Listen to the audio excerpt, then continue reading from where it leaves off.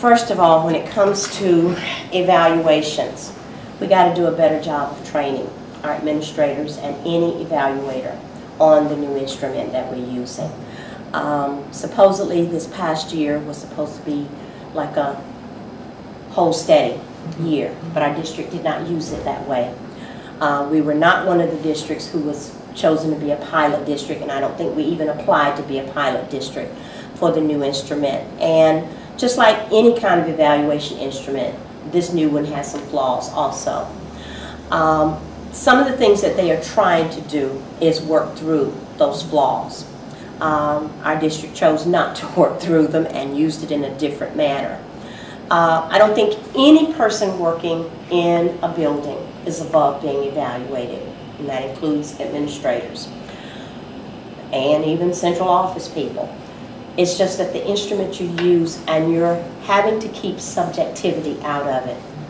The way that the new instrument is set up, you're supposed to be able to show your evidence of the things that you're doing. A lot of administrators did not want to see the evidence. They didn't want that. They just went on their gut and what somebody else had written up and went through it. It was not a fair instrument because of the fact that administrators knew they had to get rid of a certain number of people, and therefore it was taken. If that instrument is used in the way that it is supposed to be used, I think we will see a crop of teachers that are really excelling and students that are excelling, because it is the engagement between that teacher and the students that's going to make the difference there. Should in addition to the instrument that's used and the results of that, should there be any, say, separate evaluation by principals, separate evaluation by our students? Should students be involved in evaluation? Should parents be involved? I feel like they should be. If you're a parent that's involved in what's going on in your child's school and you're there, why not? But sometimes if it's a parent that doesn't understand what's really going on, I would have some hesitancy there. But still give parents the option of doing this. And if it's, excuse me, an older child, give them the option.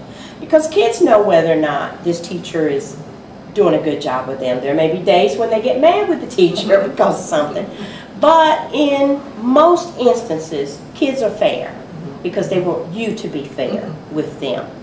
Now, as far as pay for performance, I have no problems with pay for performance, but it should come on top of a good base salary. And we have not been very good about getting a good base salary for our educators here in North Carolina. So that's one of the things we have to look at.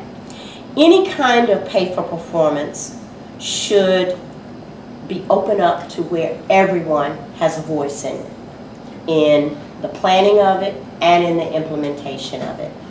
And lots of times we don't see that. A lot of our policies are top down and people at the bottom don't get a say-so. You're just told and you do it. So if we're going to have a pay-for-performance system that truly works, it's going to have to be an all-inclusive type model where everybody gets a voice in it, everybody gets a chance to look at the plan, have their input into the plan, and then implementation will go off. So you're saying that in addition to a base salary, would this base salary follow the same longevity increases that are currently exist, or would it be like a base salary? And well, then there'd be I look at what other districts have done across the U.S. and what they have done contrary to what we were being told. A lot of districts did not have a lot of teachers with master's degrees. They did not have a lot of teachers with National Board certification. So one of the things that they put into their pay for performance plans was increase monies for you going above your bachelor's degree, increase monies when you became national certified, increase monies when you became a teacher leader there in your building. where you were even given half-time release where you worked with the younger teachers. So it's different ways that a pay-for-performance plan can be implemented. And I think the negativity here in our district came about because we kept hearing a master's degree doesn't mean anything. When you're basing this on one study, and then many other studies are showing where a concentrated master's degree in certain areas does make a difference. Where we're being told, these people don't move student achievement, whereas they do move student achievement. And any other country or state where this is being done, you're being paid on your credentials. Because one of the things that people realize, if your credentials is in a concentrated area, you do make a difference. So should the state reform its system such that teachers who have advanced degrees that are outside of their credential area not receive that pay boost? Should we differentiate and really focus? If there's evidence that certain kinds of master's degrees in certain areas, should we then say, well, we're not going to give a pay boost to the generic, online master's degree in elementary ed? In elementary ed, that's the most diluted master's degree you're going to have, so we should say, let's not do that. No, you still should do it there, because in your elementary education degree program, there is an area that you have to concentrate on. Like mine is the concentration in reading and in social studies.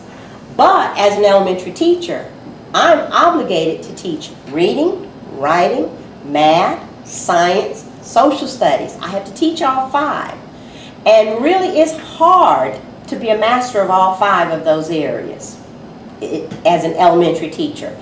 But if you're lucky enough to be in a school setting where the principal wants you to teach to your strengths, and everybody there as a team is teaching to their strength, you will see a difference in the students that you're serving. Now, if I'm an elementary teacher and my advanced degree is in microphysics, let's just say that, I teach nothing similar to that. And in a sense, and even though NCAE was one of the groups that wanted people paid on a master's regardless, because they saw it as a way of getting more pay, I have some problems with that. Because I feel like if you're getting an advanced degree and it is serving you in the field that you're teaching, I have no problems with that. But I don't see myself as an elementary person using that advanced degree in micro or macro physics or economics to help my 5th graders, unless I'm talking about North Carolina industries and how they have evolved and became the money makers that they are. So, and I think our state is coming back off of doing that.